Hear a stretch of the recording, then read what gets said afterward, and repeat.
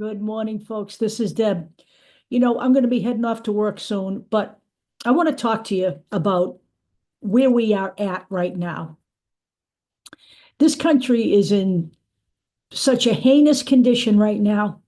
And I know this seems like a ridiculous statement, but this is the perfect opportunity to push the Democratic Party further to the left, believe it or not.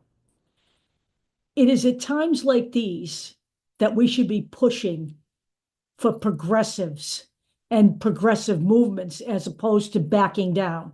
All right.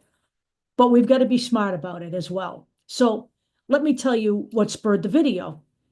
Uh, got an email from the Justice Democrats, and they're talking about pushing for a primary candidate against Tom Suozzi, which I totally support. So let's be clear. When the Democrats were in the majority, and we had George Santos in that particular seat. God only knows how he got there. Okay, that did not have to happen. All right. We backed Tom Suozzi to replace him, and Tom Suozzi did replace him. Okay, and that's a good thing. It gave us a Democratic seat. But Tom Suozzi has capitulated more than he has not. And his recent statement that we have to meet Trump halfway. Halfway to what? Halfway to fascism? Halfway to fascism brings you fully into fascism, okay? And I totally support the Justice Democrats and every other progressive group under the Democratic umbrella to continue to do this. There are other groups out there.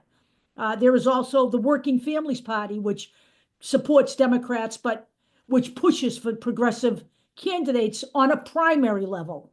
Okay. So say we primary Tom Suozzi. Okay. And we get a progressive candidate in there. That's great. Then we have to push like hell to get that person elected.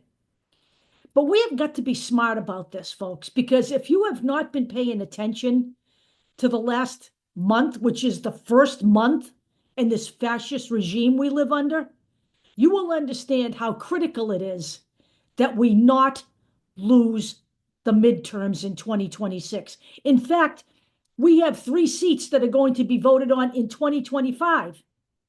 Okay? From people who are going to be moving into Trump's cabinet. Those seats are now available. 2 in Florida, 1 in New York.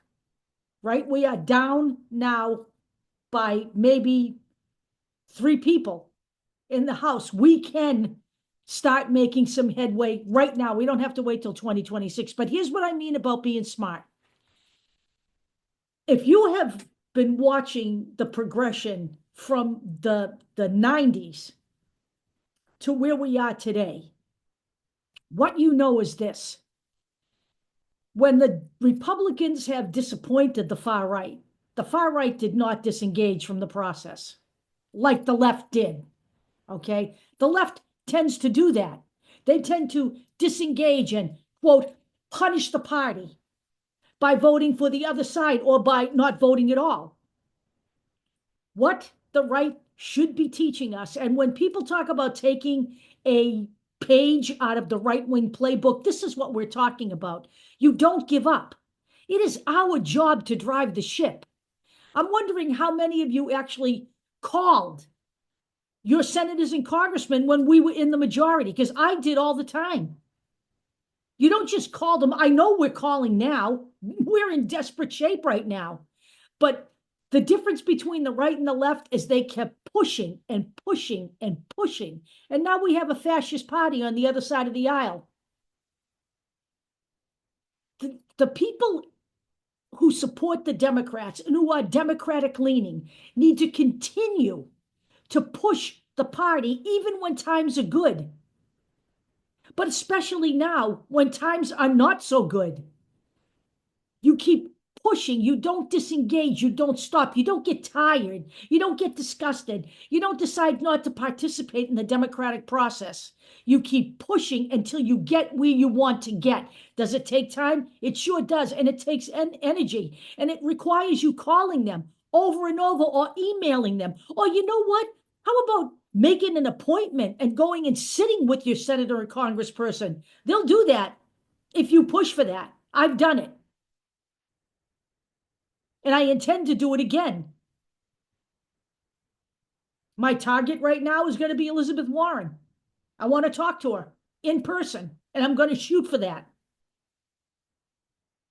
We have to be smart. So let me talk to you about what I mean. Coming up in the midterms, we have an opportunity to take the House back. We must take the House back. We should not have lost it in 2022, and we certainly should not have lost the 2024 election. Okay? No way. 90 million people stayed home. Unacceptable. Unacceptable when you do not exercise your democratic rights and yet you go on social media and piss and moan about it afterwards. Unacceptable. So here's where we are.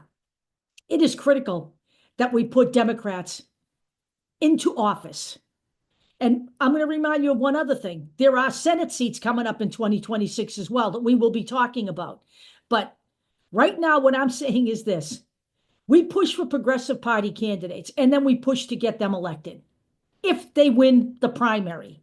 But right now, with the state of this nation as it is, what we have to do more than anything is make sure there's a D next to the name of the person that gets elected. So if we primary somebody and it doesn't work out for us and the incumbent is still the candidate, we need to put a Democrat in. We are in dire straits here. Allowing any more seats to go to the Republican Party is totally the end of this game. So we've got to be smart and not stupid and not reactionary and not knee-jerking. We have got to think about where we are right now. This is bad. 1 month in, 1 month. This guy's got 4 fucking years. Okay? We could easily stymie him and stop him if we can take the House back by 2026. And if we could take some wind out of the sails, by the way, in 2025 in those special elections. And we're going to do a video on the special election specifically coming up, okay? And we could seriously hamper them if we can take some Senate seats in 2026. This is on us, folks, the American people. You disgusted with the way the Democrats are reacting to this? Well, to some degree, they don't have a whole lot of leverage. We gave the Republican Party a trifecta. But yes, they could be doing more. This is the time you call them on the phone. This is not the time you turn your back on them and ignore them. They need to be encouraged too, just like I'm encouraging you. So let's get our shit together and let's save this country for us. We should be thinking about us, our children, your grandchildren, other people's children, your neighbors, your communities, the immigrants, the transgender people that are being victimized right now, the people that have contributed to this country, people losing their jobs for no reason at all. And anyone who believes that a billionaire, the richest man in the world, is out there cutting all of these people to help the American people is a special kind of fucking stupid. So let's get our shit together and let's get this done. I will talk to you again tonight, in fact. Later.